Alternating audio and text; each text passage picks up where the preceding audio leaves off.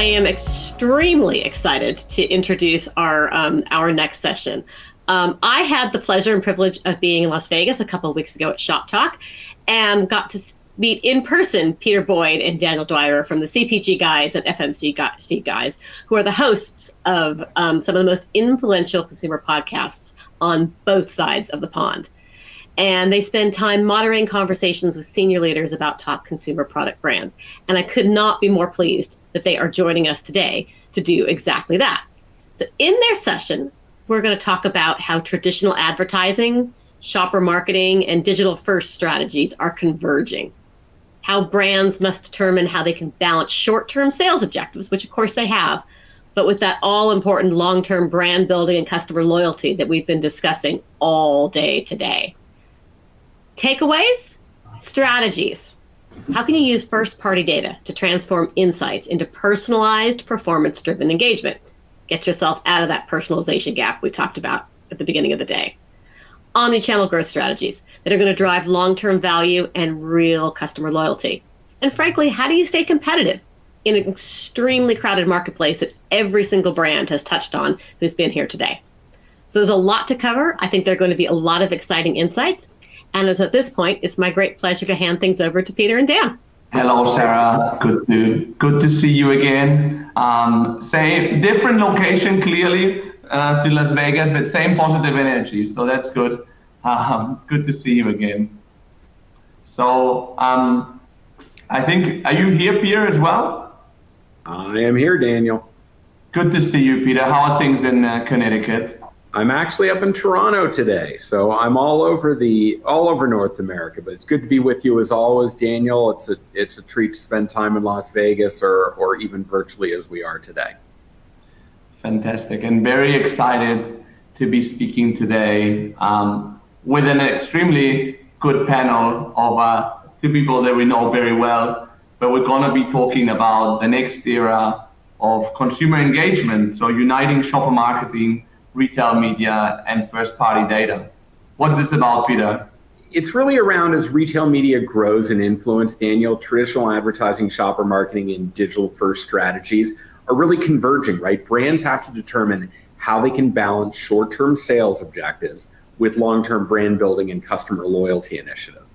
So the question becomes, how are they able to differentiate when media and store placements are not necessarily owned, right? And how do they acquire and activate first-party data effectively, right? What's the role of e-commerce, customer engagement, and loyalty alongside retailers in-store and online? That's why we're here today. And we are very fortunate to have two tremendous guests with us, Christina Marinucci, who's the Vice President of Global Growth and Omnichannel Commercial Insights at Mondelez International, and Melda Hamarat, the Global Head of Digital Commerce Strategy at Unilever. Christina, Melda, welcome.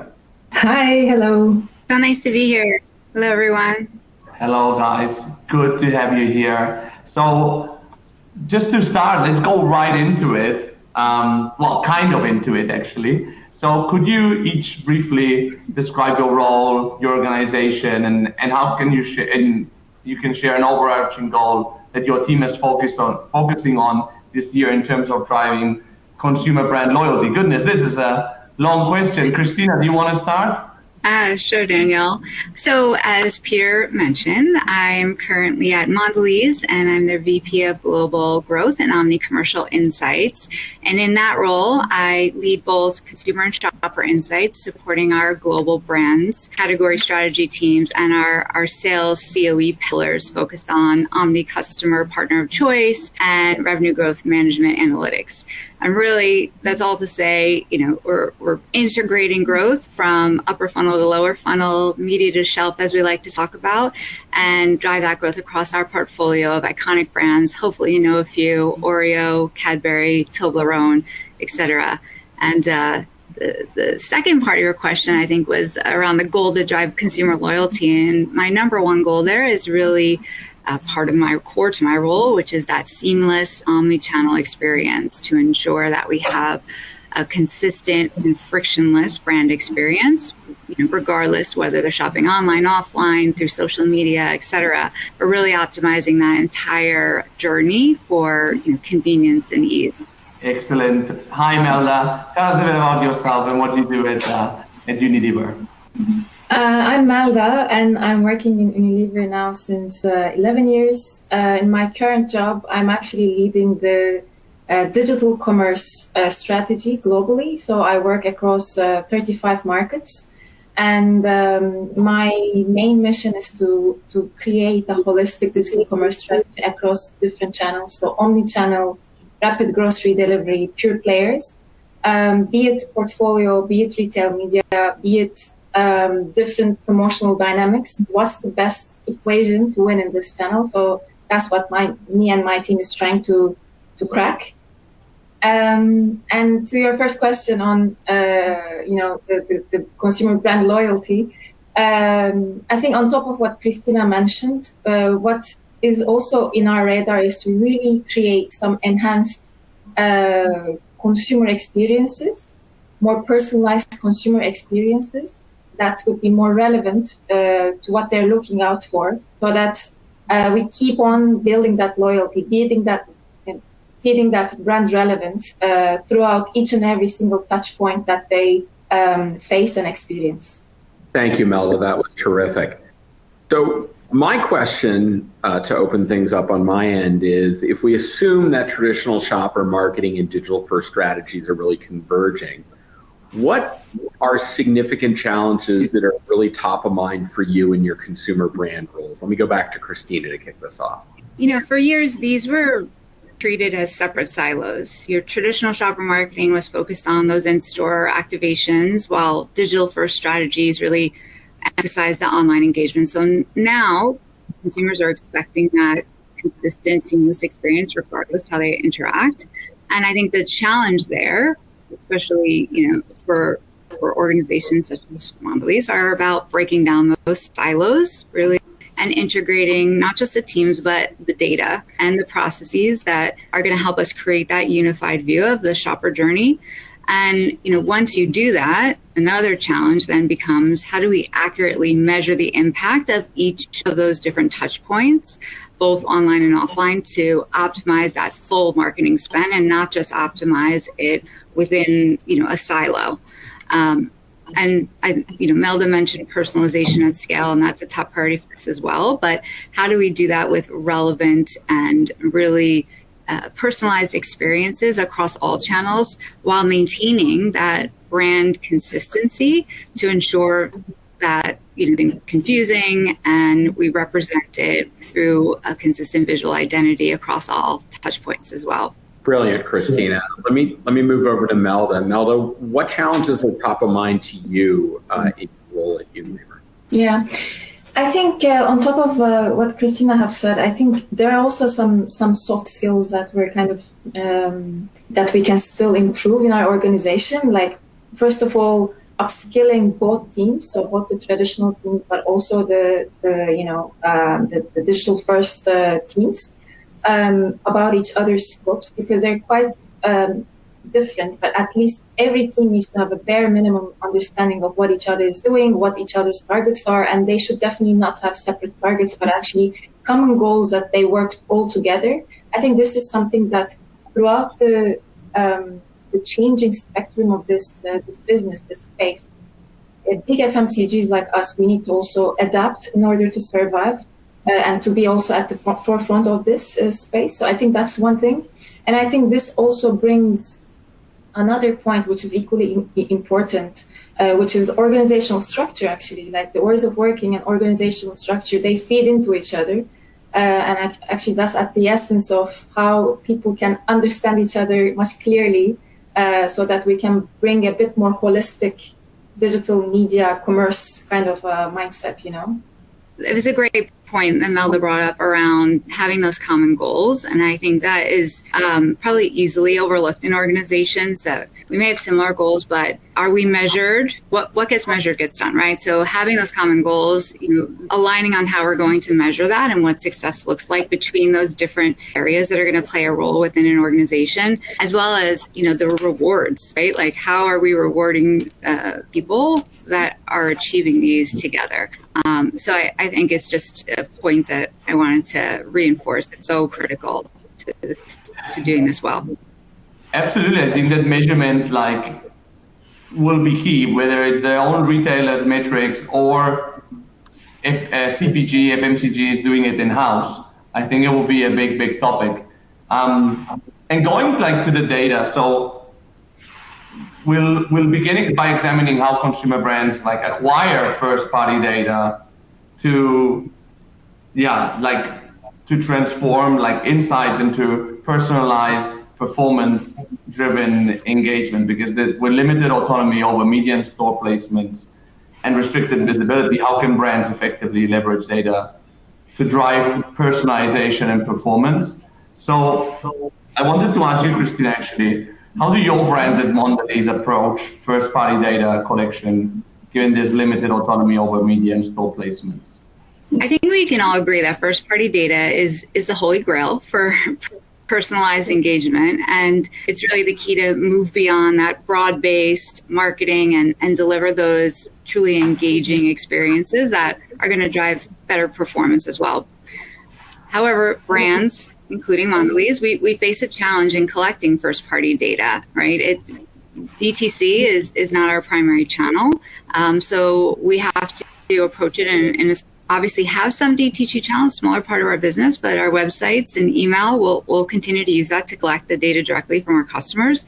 But more so, we're looking for strategic partnerships to collaborate with our retailers and gain access to their loyalty card data as incentivizing data collection, right? We'll offer incentives to our consumers to share data, discounts or personalized content so that we can bring that into our data platforms as well.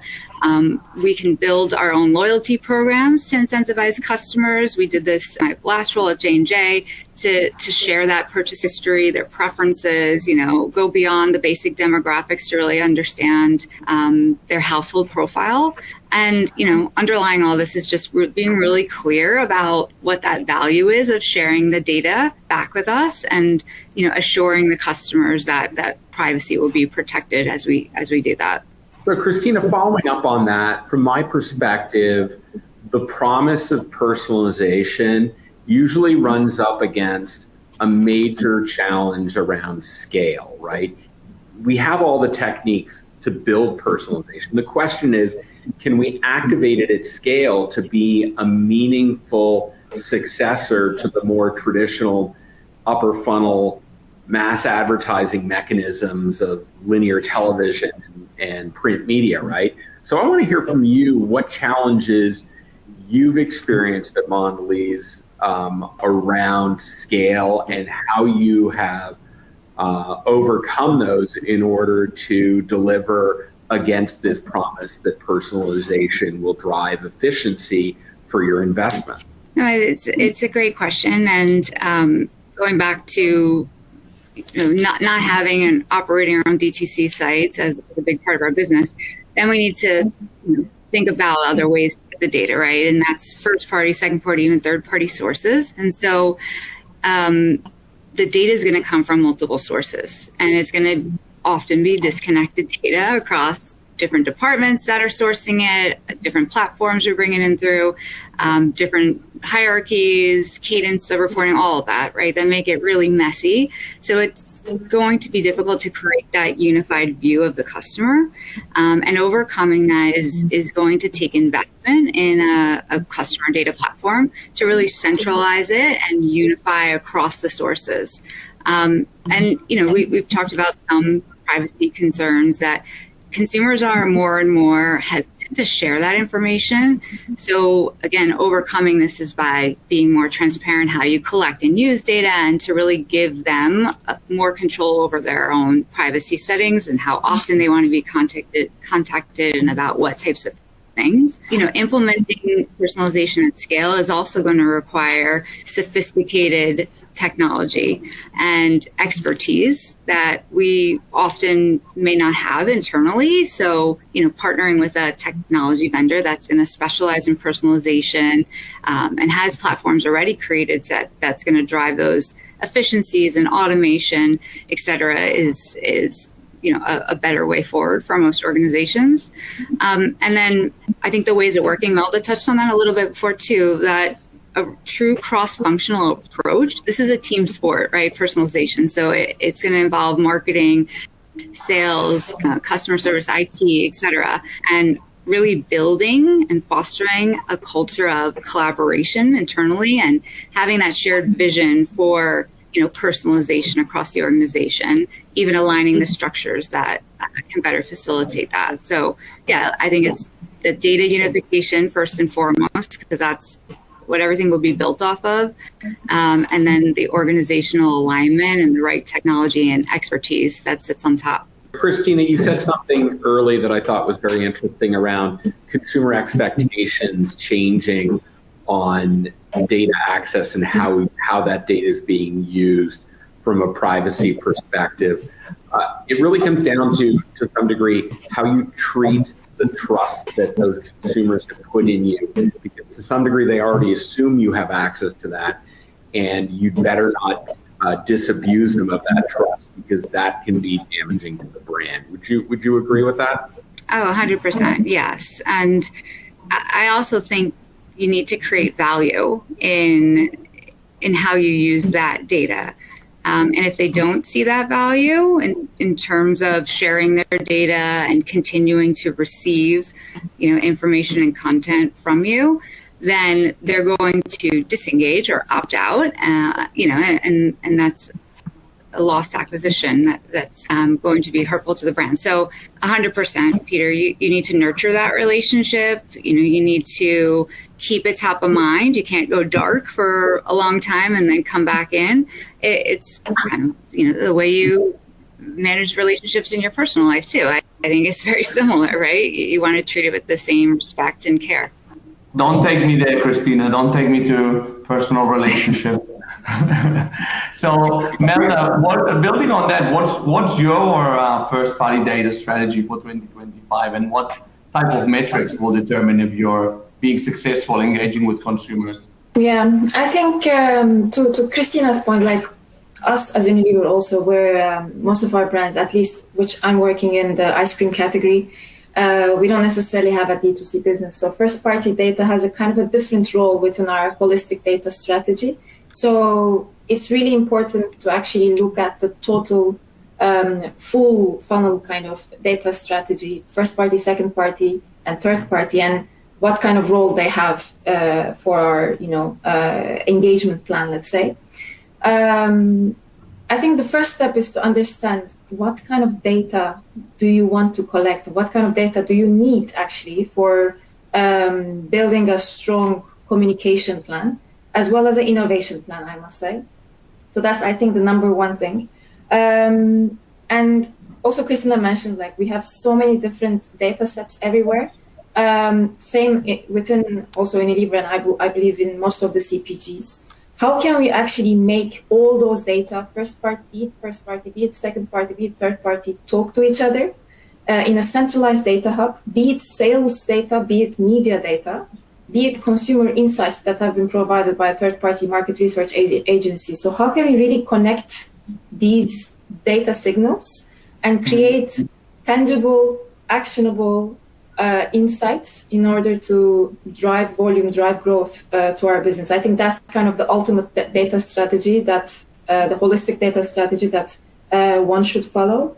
And of course, like, there are different metrics, of course, depends on what your goal is, but as would any CPG would also track, some like sales metrics, beyond that, media metrics, impressions, views, but also click-throughs, the full funnel data, add to basket, those who opt out of the basket, and conversion rate at the end of the day is what we all want to aim for. So I think these will be some of the kind of key metrics to focus on. But of course, depending on your objective of your campaign, there's much more things to elaborate further.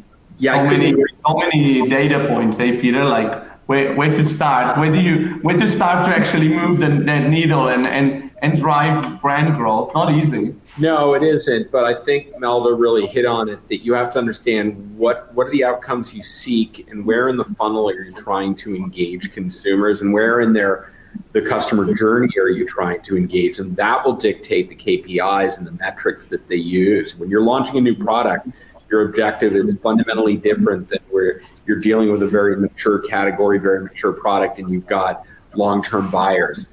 How you engage and how you measure success is fundamentally different. But I want to get back to something Christina brought up, and let's dig a little deeper into this, which is this concept around value exchange between the brand and the consumer they're talking to, right? We think, as she alluded to, the exchange is very vital for capturing data, which will enrich the consumer experience. The more they tell you as a brand about who they are and what they like, the better you can tailor a customer experience that will delight them, right?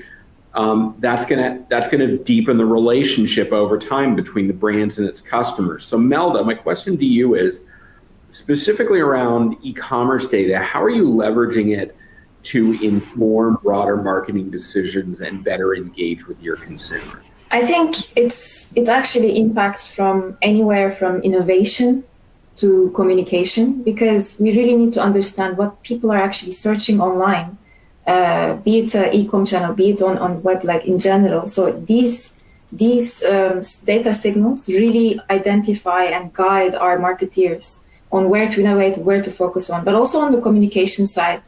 The data points such as, when do they actually purchase me? When do they think about me? When do they engage with my brand?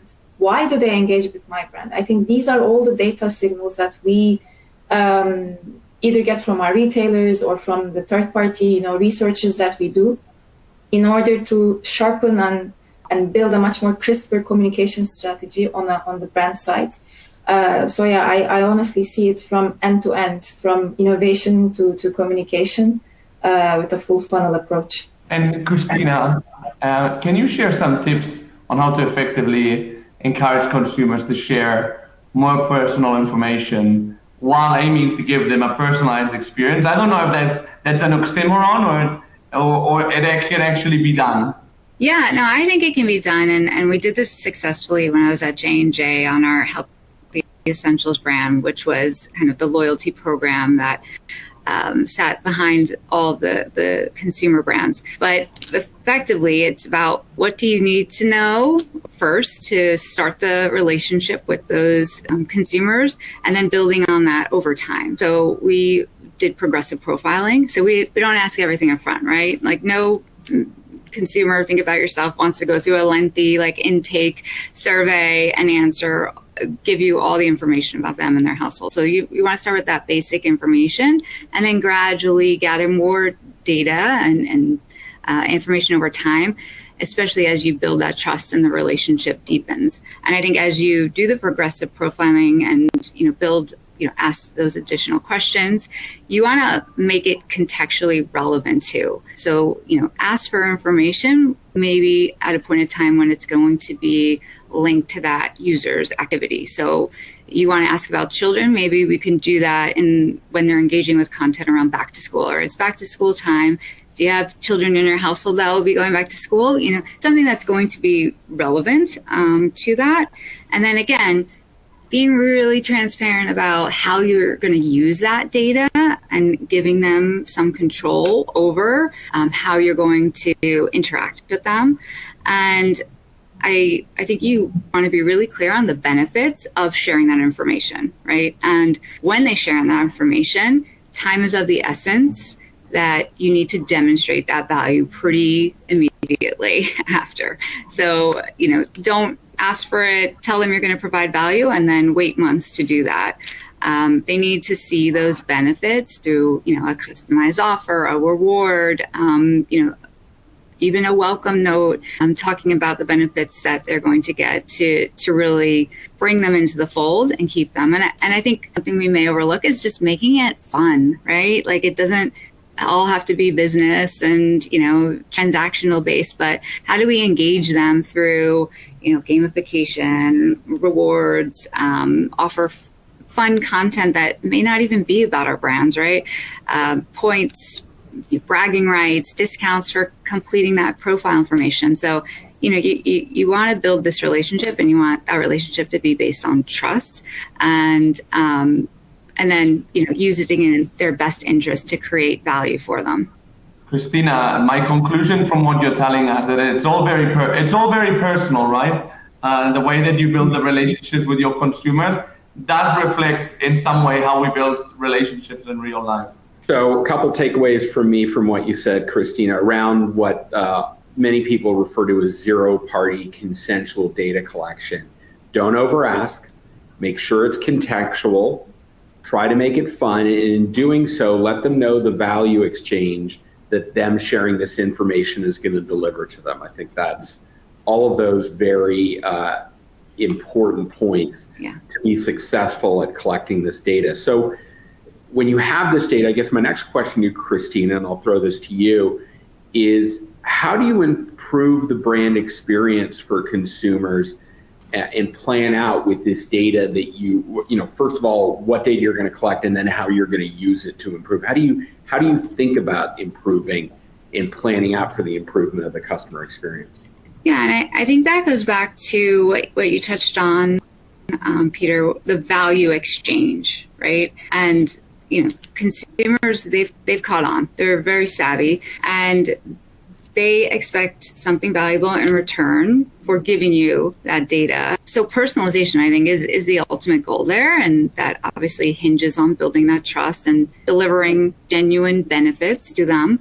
But you know, through personalization, I think we want to move beyond just basic demographic data and really understand those individual preferences, their behaviors, their needs, and taking it one step forward, not just their needs like today, but proactively predicting their future needs and problem solving solutions based on, you know, those signals like purchase cycles, seasonal preferences, potentially evolving tastes and trends that are happening that may relate back to them. And I think, you know, then creating like that omnichannel integration. So they're not being overwhelmed, first of all, with too many messages or confusing messages, but you're really creating a consistent experience that's going to build on the different touch points that they're choosing to interact with you on, and really make it a smoother process.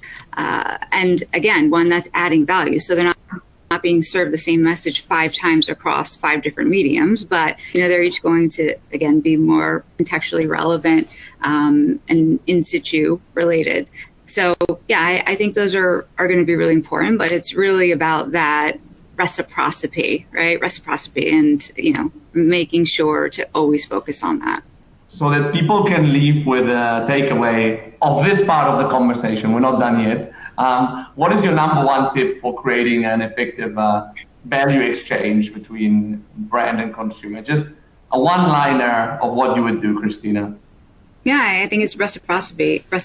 You need to, what you offer needs to outweigh the value that you're asking them to provide. So if we keep that in mind, I think that is a positive value exchange. And, you know, we want to make it compelling in return, right? Love it. What about you, Melda? Yeah, I think in order to also bring that clear reciprocity, we need to actually understand the consumer very well. Like, who is the consumer, you know, and also just beyond the purchase, the demographics, as Christina said, like really what's their life? What is like to know the consumer more than they know themselves, you know, through also like predictive analysis, and really about having that strong insight so that we can create that mutual value exchange in a very tangible way for them to actually opt into our offer. I think that would be my short and crisp tip. Love it. Thank you. So let's go to the next theme, which is omnichannel marketing and engagement channels and brand loyalty. An amazing theme, as we have like more and more engagement channels, email, web, mobile, which each offers unique omnichannel opportunities to better connect with consumers. And obviously, optimizing these channels is key to fostering stronger, personalized brand-consumer relationships. So what omnichannel strategies, Melda, do you employ to maintain brand equity while driving performance marketing objectives? I think the first and foremost is to have a consistent brand image and branding everywhere across all touch points in every like omni-channel way. We have some distinctive brand assets in Magnum, for example, like the cracking of the chocolate or the, you know, our Ben & Jerry's cookie chunks. And these are some of the really important drivers for us to make sure that it's consistent across every touch point to maintain that brand equity while you're performing your performance marketing campaigns. Because we also know that there's this ROPO effect that everyone talks about, which is, research online, purchase offline, or vice versa, actually. And in order to still drive the performance marketing objectives, I think a seamless consumer journey is imperative. So whenever consumers are seeing you on social with the right messaging, with your relevant branded messaging, they need to be able to have access with a one-click away journey to be able to purchase you or to get to know what you're telling them about, be it an awareness campaign, be it a conversion campaign. So I think these are the two things that I would highlight as how you can balance out equity, but still, drive your performance marketing objectives. Always a challenge as performance. And equity is very long-term, and performance does have that short-term element. And Christina, over to you. Wanted to ask you about two big topics which are really important right now, which is brand loyalty and then retail media. So what role does brand loyalty play in a retail media strategy, specifically on that channel? Yeah, so I think, when we talk about just omnichannel marketing in general, like it's essential for creating that consistent, personalized experience that's going to ultimately drive brand loyalty. And loyalty is very critical when we talk about our retail media strategy. Those loyal customers are going to be more receptive to our messages that are being delivered via our retail media campaigns. They've obviously already invested in our brand, and that's going to make them more likely to engage, right, going forward. And loyal customers have a higher lifetime value. So, they're making repeat purchases. They're more likely to recommend your brand to others, be advocates for your brand. They're essentially your brand ambassadors, right? And loyalty is going to be around your existing customer base. So it's really important to then tailor your retail media strategy for those loyal customers, right? Which is going to be different than the strategies you would employ to tailor, to target like a lapsed user or a competitive user. So I think retail media plays a critical role to, again, nurture that relationship, right, with the right content, which could be less about bringing you in, but more about giving you an incentive to stock up or messaging around expanding to new occasions. Again, really being hyper-focused against who they are and their needs and their behaviors, because they are a loyal customer. You should know them then and showcase that you are meeting those needs, and that you're also rewarding them for continuing to be loyal to your brand, which is going to be a different strategy if you're trying to acquire a new customer that might need a deeper discount, right? That might need more incentive to pull them in, more maybe education around why they should buy you over, the competitor, et cetera. So I think, they're inherently linked, or they need to be. And there's a lot that you can do with your retail media to really continue to engage, and again, harness that relationship with your loyal buyers. So I want to move on to this concept of staying competitive in retailer-driven ecosystems, given that both of your brands are primarily, and for the most part, engaged through retail ecosystems. It's hard to deny that retail media is now a full funnel critical channel, right? And to sustain growth, brands must invest in building their own brand equity, because there are limitations that come with operating through a retail ecosystem and a retail media ecosystem, right? And as you alluded to earlier, Christina, it's important to determine what components of first-party data you really want to invest in, where you can actually create distinctive experiences beyond those retail ecosystems. So I guess my first question, and I'll throw it to you, Christina, is while retail media is a critical channel, how can a brand strike a balance between leveraging the platforms that are made available to them and strengthening your own brand equity? Yeah, it's a really crucial question in our retail landscape today. So I think it's about finding that strategic balance, right? Like, retail media is a powerful tool for driving sales and visibility. We all know this, but brands do need to invest in building that strong foundation that's going to extend beyond the retailer's site for sure.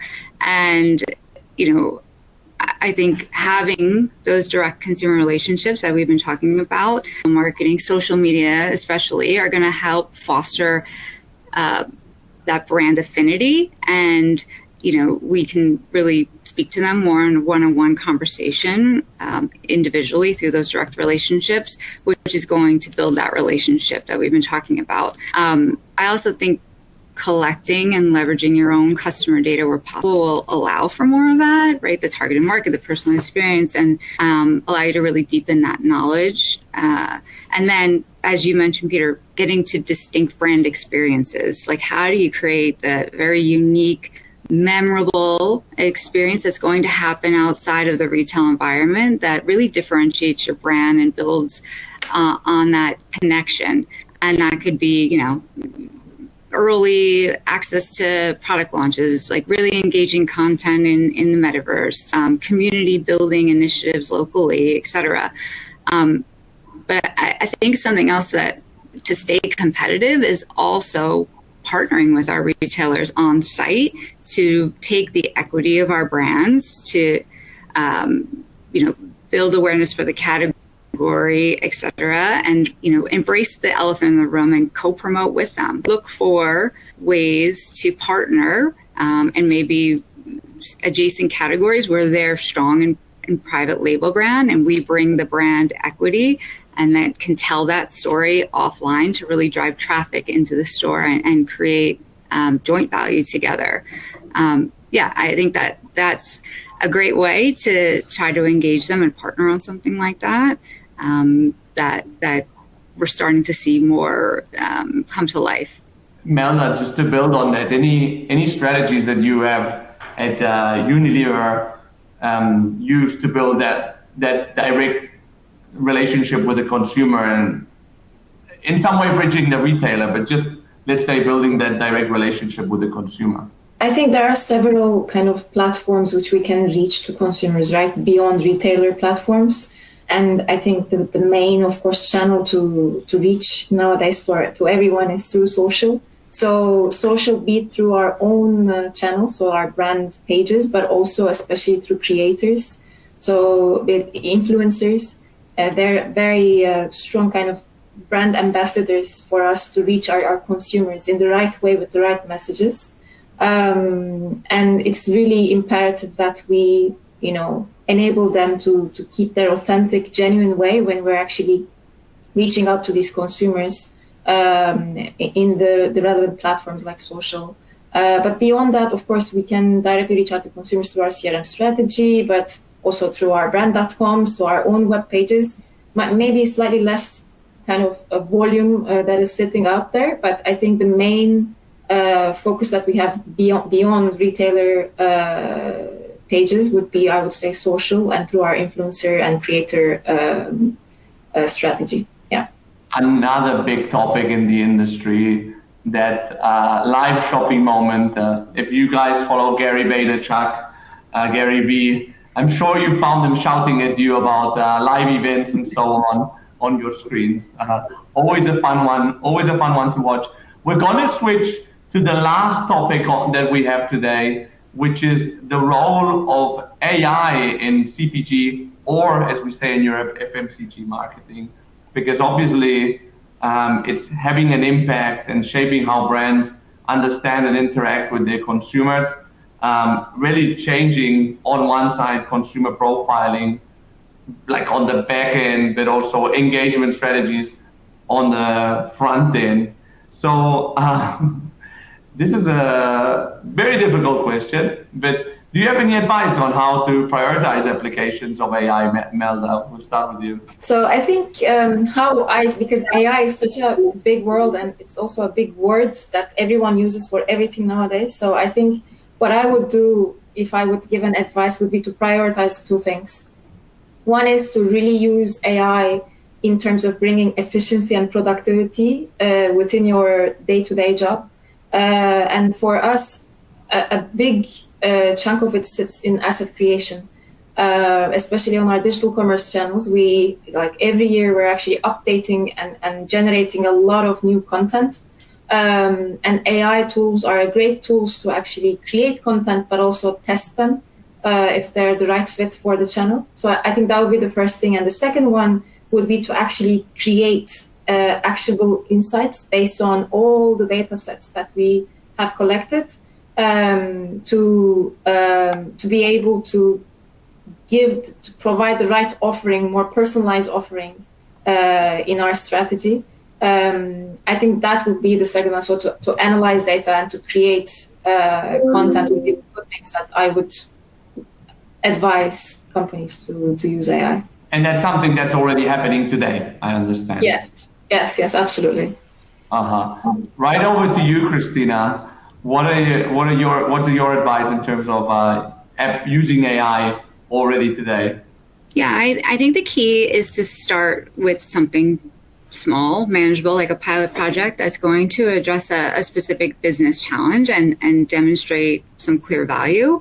And yeah, we hear about it can feel overwhelming. And I think just trying not to boil the ocean and ways that you can start to engage are going to deliver some quick wins and then build that momentum and business case for broader adoption.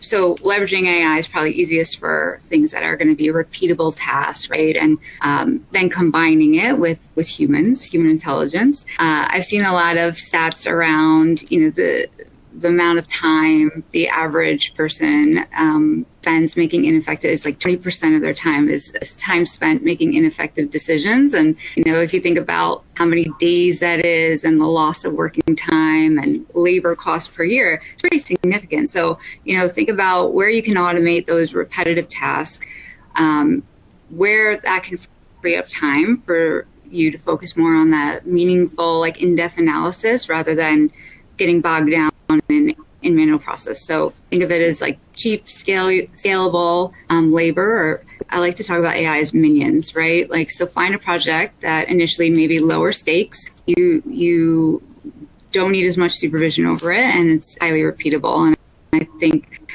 some of the things Melda already mentioned, like insights generation, right? Consolidation of information, certainly in like the innovation space, consolidating trends, starting to predict future trends, getting through concept iteration quickly, et cetera.